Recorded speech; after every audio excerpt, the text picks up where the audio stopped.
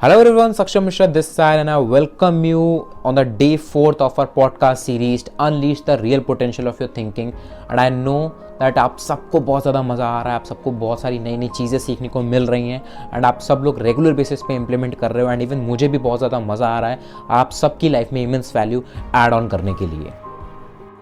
And आज का जो हमारा पॉडकास्ट होने वाला है which is episode 4th named think big to win.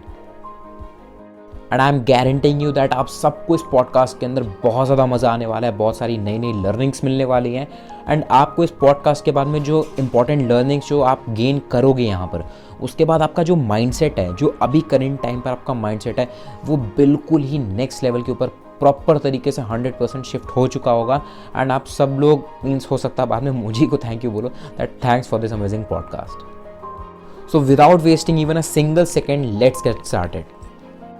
सो अगर आप लोगों ने अभी तक मेरा चैनल सब्सक्राइब नहीं करा है सो मेक श्योर इस चैनल को सब्सक्राइब जरूर से कर लेना and make sure bell icon को ज़रूर से हिट कर देना सो दैट फ्यूचर में आने वाले जो भी मेरे वैल्यूएबल कंटेंट है वो आपके पास सबसे पहले पहुंचे एंड मिल करके हम लोग बड़ा खेलते हैं। And without wasting even a single second let's get started. Big thinking one of the most important and very very important element. अगर हम लोग को ज़िंदगी में बहुत ही बड़ी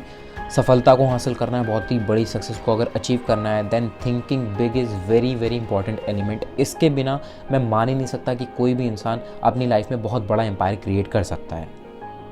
एंड ऑब्वियस सी बात है आज की डेट में अगर आप किसी भी सक्सेसफुल इंसान को देखोगे, अगर आज हम लोग जेफ बेजोस की बात कर लें या फिर हम लोग एलॉन मस्क की बात कर लें जो कि दुनिया के रिचेस्ट पर्सन्स में आते हैं and even Elon Musk is the richest person of this world and Jeff Bezos उनके बाद सेकंड नंबर पे आते हैं। अगर इन लोगों को हम थोड़ा सा एनालाइज करेंगे तो जाहिर सी बात है क्या इनका माइंडसेट कभी ऐसा रहा होगा कि मुझे सिर्फ और सिर्फ महीने का 30,000 50,000 या फिर 1 लाख रुपए आ जाए मैं उसमें ही खुश रहूँगा?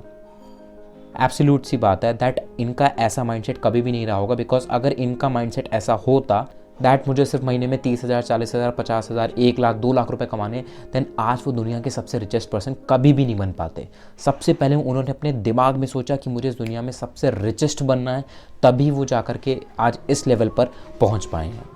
सो इस एग्जाम्पल के थ्रू ये चीज़ बिल्कुल क्रिस्टल क्लियर हो जाती है दैट अगर हमको बहुत ही बड़ी सक्सेस अचीव करनी है अपनी लाइफ में, देन उसके लिए जाहिर सी बात है हमको बड़ा सोचना बहुत ज़्यादा इंपॉर्टेंट है। बिकॉज जितनी हमारी सोच होती है हम उतना ही अचीव कर सकते हैं। आपने कभी भी कोई ऐसा इंसान देखा है जो बोलता हो दैट भाई मैंने तो सिर्फ और सिर्फ महीने का 50 से 60 हज़ार रुपये कमाने के बारे में ही सोचा था एंड सोचता हूँ, बट अचानक से मुझे सामने से 2 लाख रुपये महीने की जॉब का ऑफर मिल गया?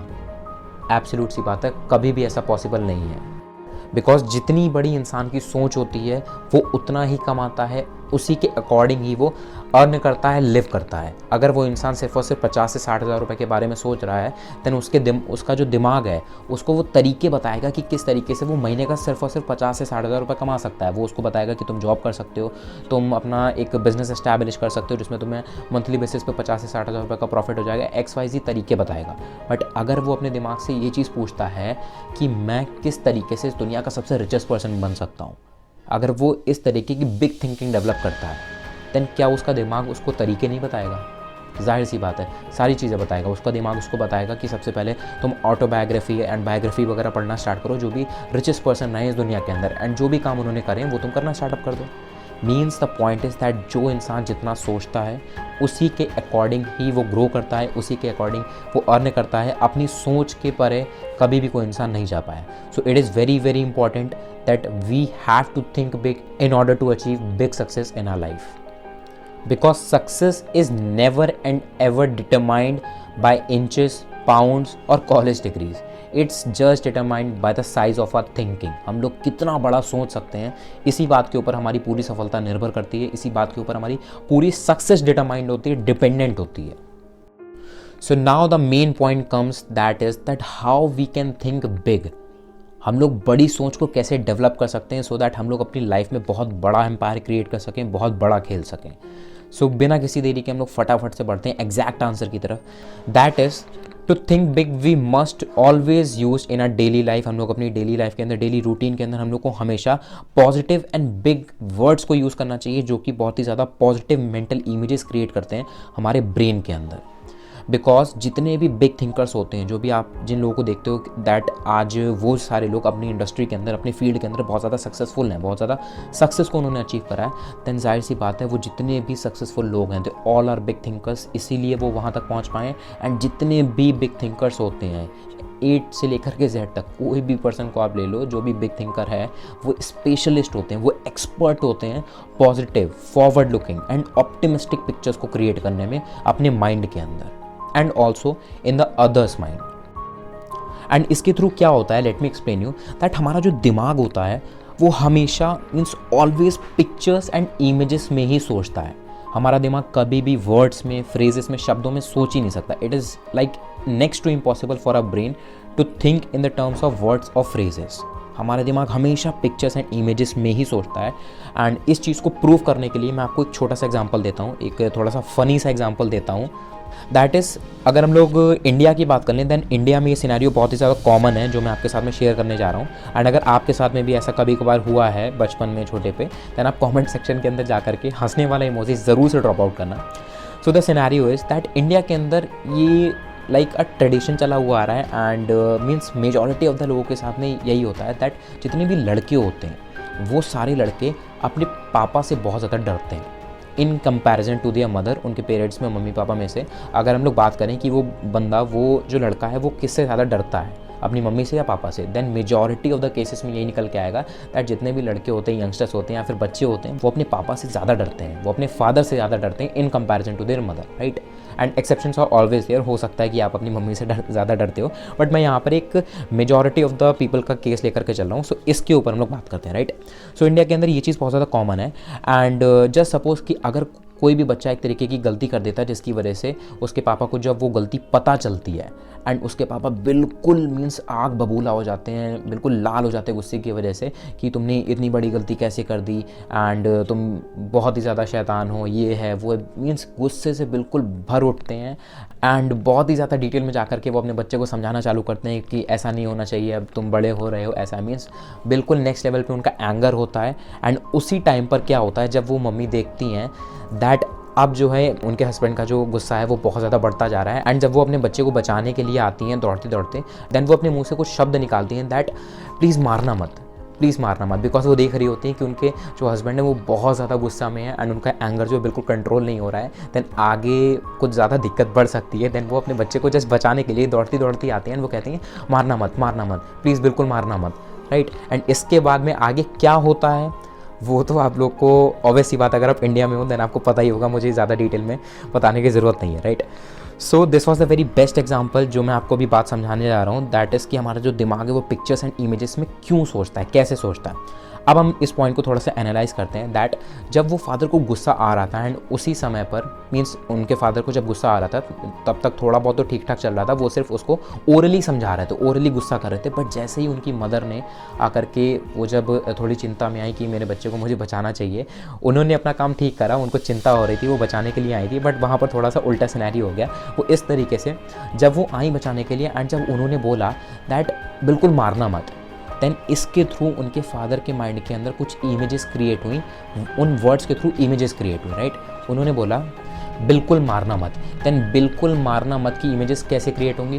बिल्कुल की अगर हम लोग इमेजेस की बात करें देन बिल्कुल वर्ड सुनते ही हमारे माइंड में एक इमेज क्रिएट होती है that we have to do this definitely, ये काम तो मुझे ज़रूर करना है। एंड मारना की तो इमेज ऑलरेडी क्रिएट होती है दैट लड़ाई झगड़ा मार तोड़ वाली, एंड मत की तो कोई इमेजेस नहीं होती है, राइट। तो बिल्कुल मारना मत में से मत की तो इमेज ही नहीं क्रिएट हुई, उसको साइड कर दो, नेग्लेक्ट हो गया वो वर्ड, बचता है बिल्कुल मारना। एंड इसीलिए जो आगे का जो प्रोसीजर होता है जब मम्मी बचाने आई होती हैं उसके बाद में जो आगे प्रोसीजर होता है वो इतना ज़्यादा डीप इसीलिए चला जाता है बिकॉज वहाँ पे वर्ड्स ही गलत यूज़ करती हैं वो मदर। एंड उनको उन वर्ड्स की जगह इवन वो बता रही हैं अपने हस्बैंड को दैट क्या नहीं करना चाहिए, हमको क्या नहीं करना चाहिए की जगह उनको ये बताना चाहिए दैट क्या करना चाहिए। सो अगर वहाँ पर उनकी मदर ने कुछ राइट वर्ड्स यूज़ करे होते लाइक शांत हो जाओ, प्लीज़ आप शांत हो जाओ, ऐसे कर करके अगर उन्होंने बोला होता देन शायद बात थोड़ी संभल सकती थी। बट जैसे कि उन्होंने कुछ गलत वर्ड्स यूज़ करे एंड वर्ड्स के थ्रू इमेजेस हमारे माइंड में बनती हैं, तो आगे का जो प्रोसीजर था वो थोड़ा सा कष्टकारी हो गया। So now just coming back to the point that अगर हमको बिग थिंकिंग की हैबिट को अडॉप्ट करना है, अगर हम लोग को बड़ी चीज़ें सोचनी है, then very basic and a very important point is that we have to use positive vocabulary on the daily basis, जिसकी वजह से हमारे माइंड के अंदर big and positive mental images बनेंगी एंड हम लोग अपने गोल्स को ज़रूर से अचीव कर पाएंगे। बिकॉज जाहिर सी बात है, जितने भी बिग थिंकर्स होते हैं, अभी मैंने आपको पहले ही बताया, वो सारे के सारे स्पेशलिस्ट होते हैं अपने माइंड के अंदर positive, forward looking and optimistic pictures को क्रिएट करने में, इन कंपैरिजन टू जितने भी स्मॉल थिंकर्स होते हैं। वो कभी भी फ्री वर्ड्स का यूज़ नहीं करेंगे, वो बहुत ही पैक्ड वर्ड का यूज़ करेंगे। वो अपने माइंड में ही बहुत ज़्यादा उनकी जो वोकेबलरी होती है वो उलझी हुई होती है, इसलिए वो कभी भी अपने थॉट्स को बिल्कुल फ्रीली प्रेजेंट नहीं कर पाते, बिल्कुल फ्रीली कम्युनिकेट नहीं कर पाते हैं, जस्ट बिकॉज उनकी थिंकिंग उस लेवल पे नहीं होती है। Because it's a fact that जितने भी लोग हैं इस दुनिया में, एंड जितने भी लोग कुछ stuffed words and difficult words means कुछ ऐसी वोकेबलरी का यूज़ करते हैं जो कि ज़्यादा आसानी से लोगों को समझ में नहीं आती है, they all are in the category of small thinkers.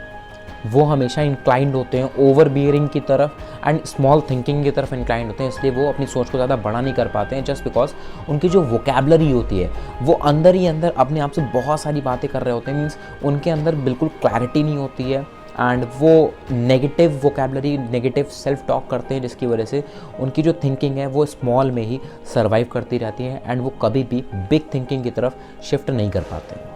So I am reminding you again that अगर आपको बिग थिंकिंग डेवलप करनी है, देन आप बिग थिंकर्स की वोकेबलरी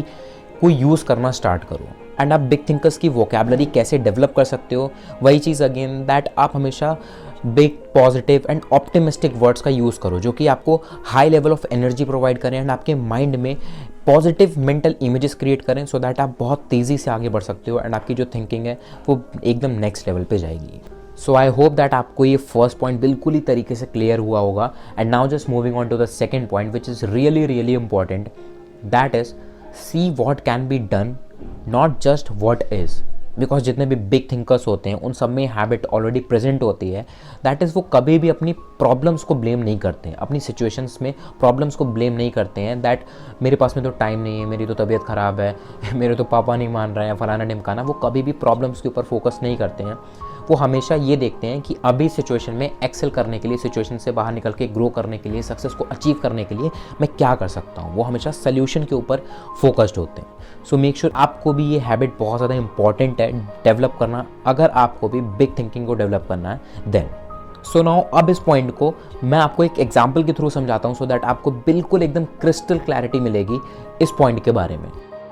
एक बार क्या होता है, एक रियल एस्टेट का एजेंट होता है जो कि लिटरली एक बहुत बिग थिंकर होता है, जिसके बहुत बड़े बड़े सपने होते हैं, दैट मुझे रियल एस्टेट की फील्ड से बहुत ज़्यादा इनकम करके बहुत अच्छा खासा कमीशन अगर मैं रेगुलर बेसिस पे यहाँ से कमाऊंगा तो मैं यहाँ से बहुत सारा प्रॉफिट जनरेट करके अपने मल्टीपल बिजनेसेस खोल सकता हूँ, अपने मल्टीपल सोर्सेज ऑफ इनकम को जनरेट कर सकता हूँ एंड मैं अलग अलग जगहों पर इन्वेस्टमेंट कर सकता हूँ, सो दैट मैं एंड मेरी फैमिली की जो ज़िंदगी होने वाली है वो एकदम फाइनेंशियल फ्रीडम में गुजरेगी एंड हम सब लोग एक स्वीट एंड हैप्पी लाइफ बिता पाएंगे। एंड इसके लिए वो इंसान बहुत ज़्यादा मेहनत भी करता है। वो लगभग सुबह अपने घर से 7 या 8 बजे वो निकल जाता है एंड रात को 10, 11 बजे, 12 बजे, कभी कभार 1 बजे वो घर को वापस लौटता है एंड यही उसका रेगुलर शेड्यूल होता है। एंड कभी कभार उसकी फैमिली जो है वो उससे इरिटेट होकर के पूछ भी लेती है, उसके बच्चे उससे कहते हैं कि पापा आप इतना काम क्यों करते हो, इतना काम करने की क्या ज़रूरत है। And the same is that उसकी वाइफ भी कभी कभार पूछती है दैट आप इतना काम क्यों करते हो, इतना काम करने की क्या ज़रूरत है। बट उसके जो सपने होते हैं, वो जो रियल एस्टेट का जो एजेंट होता है उसके सपने लिटरली बहुत ज़्यादा बड़े होते हैं एंड उन सबको वो अचीव करना चाहता है। बट एक छोटी सी प्रॉब्लम होती है, दैट इज़ वो रियल एस्टेट की फील्ड में ज़रूर होता है बट वो बाकी सारे रियल एस्टेट के एजेंट्स के कंपैरिजन में ज़्यादा सेल्स नहीं निकाल पाता है, ज़्यादा कमीशन वो जनरेट नहीं कर पाता है। एंड इस सिनेरियो को काफ़ी ज़्यादा टाइम हो जाता है, लगभग 6 महीने से लेकर के 1 साल का टाइम ऐसा ही हो जाता है दैट जब भी वो कोई सेल करने जाता है, जब भी वो किसी अपने क्लाइंट से मिलता है, किसी इन्वेस्टर से मिलता है, तो वो जाकर के उसको सारी जगह वगैरह सब कुछ दिखाता है दैट ऐसे ऐसे करके हमारा यहाँ पे प्लॉट है, ये लैंड है, यहाँ पर ये चीज़ें हैं। बट कुछ ना कुछ उसमें मिसिंग हो जाता है, जिसकी वजह से उसकी वो जो डील होती है वो क्लोज़ नहीं हो पाती है एंड वहाँ से वो इनकम नहीं जनरेट कर पाता है। देन एक पॉइंट उसकी लाइफ में ऐसा आता है जब वो खुद से बहुत ज़्यादा फ्रस्ट्रेट हो जाता है एंड अपने आप को एकदम एक बंद कमरे में करके वो बैठ जाता है। एक दिन पूरा दिन वो बंद कमरे में बैठा रहता है एंड खुद से वो क्वेश्चन करता है कि मुझसे क्यों नहीं हो रहा है, ये काम मुझसे क्यों नहीं हो रहा है। बिकॉज मेरे साथ के जितने भी रियल एस्टेट के जो एजेंट्स थे वो बहुत अच्छा कमीशन जनरेट कर रहे हैं, वो अपनी लाइफ में जो जो चीज़ें अचीव करना चाहते थे वो सक्सेस की तरफ बढ़ रहे हैं, वो अपने ड्रीम्स को अचीव कर पा रहे हैं, बट मुझसे क्यों नहीं हो रहा है। देन जब वो अपने आप से क्वेश्चन करता है, देन वो अपने आप को थोड़ा सा एनालाइज कर पाता है, दैट इज़ दैट जब भी वो किसी भी क्लाइंट को, किसी भी इन्वेस्टर को जाकर के कोई भी प्रॉपर्टी दिखाता था, कोई भी बिल्डिंग दिखाता था, लैंड दिखाता था जहाँ पर लोग जिस चीज़ को देखने आए हैं, वहाँ पर जाकर के वो सिर्फ और सिर्फ ये बताता था कि ये जगह ऐसी ऐसी है। फॉर एग्जांपल अगर वो किसी को कोई घर दिखाने गया है, देन वो जाकर के सिर्फ यही बताता था कि इस घर में ये इतना BHK 2 BHK का ये है, एंड यहाँ पे इतने बाथरूम है, यहाँ पर स्विमिंग पूल है, ऐसा है ऐसा है। वो सिर्फ वही स्पेसिफिकेशंस बताता था जो कि करंट टाइम पर होती थी, जिसकी वजह से उसका जो कस्टमर होता था वो इतना ज़्यादा सेटिस्फाई नहीं हो पाता था एंड उसकी डील क्लोज नहीं होती थी। एंड इस चीज़ को एनालाइज करने के बाद में उसने ठान लिया कि मैं इस गलती को इम्प्रूव करूँगा एंड मैं इस चीज़ को ज़रूर से ओवरकम करके दिखाऊंगा, सो दैट जो मेरे ड्रीम्स हैं एंड जो मैंने चीज़ें अपनी फैमिली के लिए सोची हैं उन सारी चीज़ों को मैं ओवरकम कर पाऊँ। एंड इसके बाद ही जब अगले दिन वो एकदम फ्रेश माइंड से उठता है एंड वो सारी चीज़ें सोच लेता है कि अब से मैं जितने भी कस्टमर्स के साथ में मैं डील करूँगा उनको मैं सिर्फ यही नहीं बताऊँगा दैट व्हाट इज़ करेंटली, अभी क्या क्या है, मैं उनको विजन दिखाऊँगा दैट क्या क्या चीज़ें हो सकती हैं, राइट। एंड इसके बाद में जब वो जाकर के अपने नेक्स्ट डे की फर्स्ट क्लाइंट से मिलता है, उनको जाकर के जब वो एक लैंड दिखाता है कि ये ऐसे ऐसे लैंड है, वो करंट स्पेसिफिकेशन तो बताता ही है, बट उसके बाद में वो उनको विजुलाइज कराना स्टार्ट करता है कि करंट टाइम पे अभी तो ये सिर्फ एक लैंड है, बट आने वाले टाइम में इसके पास से एक बहुत ही बड़ा हाईवे निकलने वाला है, जिसकी वजह से इसके प्राइसेस जो हैं वो बहुत ज़्यादा बढ़ने वाले हैं। एंड इसके आसपास में एक बहुत ही फेमस कॉलोनी खुलने वाली है, जिसकी वजह से इसके जो लैंड के प्राइसेस हैं वो और भी ज़्यादा रेस हो सकते हैं। एंड वो एक्स्ट्रा चीज़ें बहुत सारी बताता है,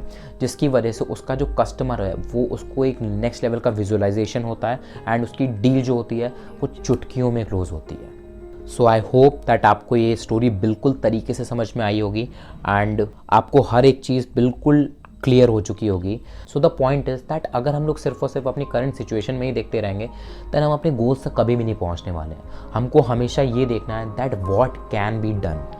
बिकॉज जैसे कि ये जो मैंने आपको रियल एस्टेट वाला एग्जाम्पल दिया, इसके अंदर सिंपल सा एक कंसेप्ट ने काम किया विजुअलाइजेशन का। एंड ऑब्वियसली बात है दैट विजुअलाइजेशन जो है वो हर चीज़ में बहुत ही नेक्स्ट लेवल की वैल्यू को ऐड कर देता है। एंड जितने भी बिग थिंकर्स होते हैं वो हमेशा विजुअलाइज करते हैं that what can be done in future. So it's very important that हम लोगों को ये हैबिट डेवलप करनी चाहिए in order to achieve the big thinking habit. That is हम लोग को हमेशा देखना चाहिए that what can be done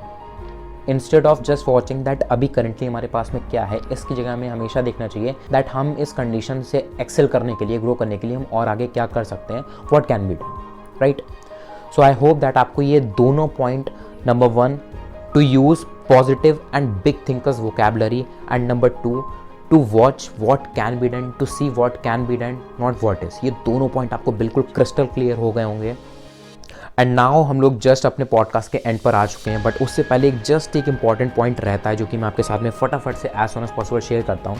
that is कि हमने ये तो देख लिया कि बिग थिंकिंग को डेवलप करने के लिए दो कौन सी मेजर हैबिट्स हैं जो हमें डेवलप करने चाहिए, बट उसके बाद में ये भी चीज़ जानना ज़रूरी है दैट इज़ कि ऐसे कौन सी हैबिट्स होती हैं जिनकी वजह से बिग थिंकर्स वाली जो हैबिट है, बिग थिंकिंग हमारी डेवलप नहीं हो पाती है। कौन कौन से ऐसे ऑब्स्टिकल्स हैं, कौन कौन से ऐसे लाइक ब्रेकर्स होते हैं जिसकी वजह से हम लोग बिग थिंकिंग डेवलप नहीं कर पाते हैं। सो बिना किसी देरी के हम लोग फटाफट से डिस्कस कर लेते हैं। Number 1, people concentrate on small things so much instead of concentrating on big things, जिसकी वजह से वो अपने अल्टीमेट गोल तक कभी भी नहीं पहुंच पाते हैं। फॉर एग्जाम्पल, अगर एक पर्सन को किसी ने बोला दैट तुमको स्टेज के ऊपर जाकर के लगभग 500 से 1000 लोगों के सामने, जिस स्टेज पे तुम खड़े होगे उसके सामने लगभग 500 से 1000 लोगों की ऑडियंस होगी, उस स्टेज के ऊपर तुमको जाकर के एक स्पीच डिलीवर करनी है। And afterwards what happened, because उस पर्सन ने आज से पहले कभी भी स्पीच डिलीवर नहीं करी है, बट उसको एकदम से इतना बड़ा अगर कोई टास्क दे दिया गया तो उस पर्सन का दिमाग बहुत ज़्यादा चॉक्ड हो जाता है, बहुत ज़्यादा पैक्ड होने लगता है छोटी छोटी चीज़ों के बारे में सोचने में। लाइक अगर मैं 500 से 1000 लोगों के सामने खड़ा होऊंगा तो मेरा ड्रेसअप कैसे होना चाहिए, मुझे बिल्कुल सीधा खड़ा होना होगा, एंड मुझे माइक जो है वो कुछ इस तरीके से पकड़ना होगा, एंड मुझे मेरा जो बॉडी पोस्चर है वो कुछ इस तरीके से रखना होगा, मुझे ज़्यादा लाउड वॉइस में नहीं बोलना होगा, मुझे मेरा वॉइस मॉड्यूलेशन तरीके से ध्यान रखना होगा, मैं कहीं अपनी स्पीच ना भूल जाऊँ। मीन्स वो अपने दिमाग को इतने सारे टारगेट्स दे देता है कि मुझे ये भी चीज़ याद रखनी है स्टेज के ऊपर जाकर के, ये भी चीज़ याद रखनी है, ये कहीं गड़बड़ ना हो जाए, ऐसा ना हो जाए, वैसा ना हो जाए। इतने सारे इंस्ट्रक्शन से देता है जिसकी वजह से जब वो स्टेज पे जाता है तो उसका दिमाग सिर्फ इन छोटी छोटी चीज़ों के बारे में ही सोचने में ही लगा रहता है। एंड आफ्टरवर्ड्स जो उसका मेन गोल होता है एकदम नेक्स्ट लेवल की स्पीच को डिलीवर करना, वो उस टास्क में बिल्कुल अनसक्सेसफुल हो जाता है। बिकॉज स्पीच देते समय उसने अपने दिमाग को ऑलरेडी पहले से इतना ज़्यादा प्रोग्राम कर रखा है, इतना ज़्यादा कंडीशन कर रखा है उन छोटी छोटी चीज़ों से, जिसकी वजह से वो अपना अल्टीमेट गोल उसका दिमाग भूल जाता है कि उसे एक बहुत ही बढ़िया स्पीच डिलीवर करनी है। एंड फाइनली वो अपनी स्पीच को पूरी तरीके से स्पॉइल कर देते हैं। सो ऑलवेज रिमेंबर कि अगर आपको बिग थिंकिंग करनी है तो आपको छोटी छोटी चीज़ों के बारे में ज़्यादा टेंशन लेने की ज़रूरत नहीं है, ज़्यादा इसके ऊपर कंसंट्रेट करने की ज़रूरत नहीं है। आपको हमेशा अपना बड़े गोल के ऊपर फोकस करना है and you will definitely win. Now just moving on to the second point, that is कि कई बार क्या होता है, most of the times daily routine में हमारे ऐसा बहुत बार होता है दैट छोटी मोटी लड़ाई हो जाती हैं, थोड़ा बहुत बातचीत हो जाती है, राइट। एंड हम लोग किसी के ऊपर गुस्सा करने लगते हैं छोटी छोटी चीज़ों की वजह से। फॉर एग्जांपल, अगर आप ऑफिस से जाने के बाद में आपको थोड़ी बहुत भूख लग रही थी एंड आपकी वाइफ ने अगर जो खाना बनाया है उसमें थोड़ा सा अगर नमक ज़्यादा हो गया, देन आप उस छोटी सी चीज़ के लिए उसको बहुत ज़्यादा ब्लेम करते हो, आप उसके ऊपर गुस्सा करने लगते हो। या फिर आप सुबह उठकर जब आप ब्रश करने के लिए जाते हो, ये जो एग्जाम्पल हो सकता है आपको थोड़ा सा ऑकवर्ड लगे, but that's true. I can't do anything, that's true that आप हो सकता है आप सुबह जब टूथपेस्ट करने जा रहे हो, देन आपको टूथपेस्ट का जो कैप है वो खुला हुआ मिल गया, जिसकी वजह से आपको थोड़ा गुस्सा आने लगा। एंड आप इन सारी चीज़ों के ऊपर, इन सारी छोटी छोटी चीज़ों के ऊपर अगर आप फोकस करते रहोगे, देन जाहिर सी बात है हम अपने अल्टीमेट गोल तक कभी भी नहीं पहुँच पाएंगे। सो सेकेंड पॉइंट भी आपको ज़रूर से याद रखना है दैट इन छोटी छोटी चीज़ों के ऊपर हमको फोकस नहीं करना है। जस्ट आपका जो बड़ा गोल है आपको हमेशा उसके ऊपर फोकस रखना है। बिकॉज अगर आप इन छोटी छोटी चीज़ों पे ही फोकस करते रहोगे, देन नवाजुद्दीन सिद्दीकी की एक लाइन है दैट अगर हम छोटी छोटी चीज़ों के ऊपर ही फोकस करते रहेंगे, इन्हीं के बीच में उलझे रहेंगे, देन ज़िंदगी हमको छोटी छोटी चीज़ों के बीच में ही निपटारा करके हटा देगी, बड़ी चीज़ों तक हम कभी भी पहुँच नहीं पाएंगे, right. So now moving on to the third and the very very important point, that is don't get extra worried about small things. Like ऐसा लाइफ में बहुत बार होता है दैट फॉर एग्जाम्पल, अगर आप अपने ऑफिस के अंदर काम करते हो एंड आपके ऑफिस में अगर कोई किसी एक पर्टिकुलर टास्क के लिए कोई शीट प्रिपेयर करी गई है जिसमें आपके ऑफिस का जो डिपार्टमेंट है उसमें सारे लोगों के नाम लिखे हैं एंड आपका जो नाम है उस शीट में सबसे लास्ट में लिखा गया है, देन कई सारे लोगों के अंदर जो स्मॉल थिंकर्स होते हैं उनके अंदर स्पेशली हैबिट होती है दैट वो इस छोटी छोटी बातों के बारे में सोचते हैं कि मेरा नाम उसने लास्ट में क्यों लिख दिया। वो इन छोटी छोटी बातों पर बुरा मान जाते हैं। या फिर अगर आपके कोई रिलेशन में, आपके फैमिली के अंदर किसी की कोई शादी होने वाली, किसी का कोई फैमिली फंक्शन होने वाला है, उसके बारे में अगर आपको कोई लेट नोटिस मिलता है, देन लोग इसके ऊपर भी थोड़ा बहुत गुस्सा करने लगते हैं दैट मुझे इतना लेट नोटिस क्यों भेजा, ऐसा है वैसा है। एंड फालतू की टेंशन्स अपने माइंड के अंदर क्रिएट करते हैं, जिसकी वजह से उनकी जो थिंकिंग होती है वो और भी ज़्यादा छोटी होती जाती है एंड वो कभी भी एक बिग थिंकर नहीं बन पाते हैं। एंड एब्सोल्यूट सी बात है, अगर हमारी थिंकिंग ही बिग नहीं होगी तो हम अपने अल्टीमेट गोल तक कभी भी नहीं पहुँच पाएंगे। So that's all for today. I hope आपको बहुत सारी अमेजिंग चीज़ें सीखने को मिली होंगी एंड आपको अलग अलग तरीके की जो भी मैंने आपको टॉपिक्स वगैरह बताए होंगे, सारी चीज़ें बिल्कुल क्रिस्टल क्लियरिटी के साथ में समझ में आए होंगे। सो मिलते हैं अब हम लोग अगले पॉडकास्ट के अंदर with again a valuable content. Till the time बड़ा खेलते हैं, बट मेक श्योर आपने आज के पॉडकास्ट के अंदर जो भी सारी चीज़ें सीखी हैं, आपको जो सबसे बढ़िया पार्ट लगा है उसको कमेंट सेक्शन के अंदर जा करके ज़रूर से शेयर करना, ज़रूर से मुझे बताना, सो दैट मुझे भी बहुत ज़्यादा अच्छा लगेगा। So till the time let's play big.